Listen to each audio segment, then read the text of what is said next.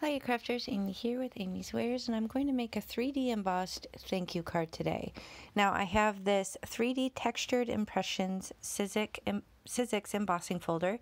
I have some lightweight blue cardstock and this gorgeous thank you die from Lawn Fun, as well as some Delicata gold pigment ink. Now here's a photo of the finished card to show you the direction that we're headed, but it really did come together in a snap. So I'm going to open up this new to me embossing folder, and I will link everything in the video description box below. If you expand and click where it says more and scroll down, then you'll find all the details and links for the products that I used. But I am just going to spritz this lightweight cardstock with some water and run it through my Spellbinders Platinum 6 embossing machine off screen just to put this nice texture right on this blue cardstock.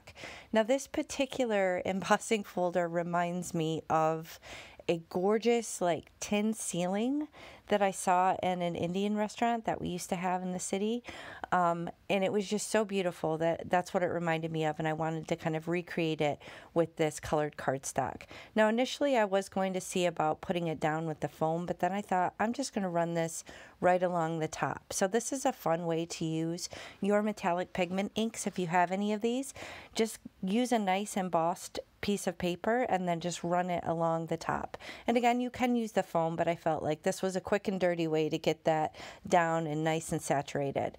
Now I want to create a coordinating sentiment, so I'm just direct to paper swiping that down on some scrap cardstock, and I'm going to cut this thank you die out from my through my embossing machine as well. So I'm just going to pop this out, and then it will be a perfect match for the little gold that I put onto the colored cardstock. I'm going to use my pokey tool from my buddy, and sadly those are not available for sale. She doesn't sell those, she just makes them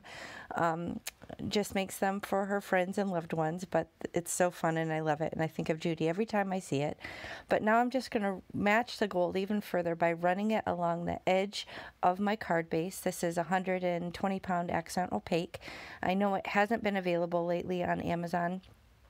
I will tell you, if you can get your hands on the 100-pound cardstock, that is still quite thick, and I think it's thick enough to use still for card bases. So if you can't get your hands on the 120, then maybe give the 100 a try and see if you like that. But basically I cut it out a couple extra times with some scrap cardstock, and I'm just going to liquid glue all these together just to give that thank you a little bit of dimension. Another option would be to cut a layer from fun foam or adhesive backed fun foam, or you could do like little thin foam strips like the ones I get from Amazon. But this one I just wanted to use a couple scraps and cut that out so it's got some dimension, but it doesn't sit up too high off of the card. So then I attached all the pieces together, and there you go. Super quick and easy. Reminds me of that gorgeous tile ceiling at the Indian restaurant.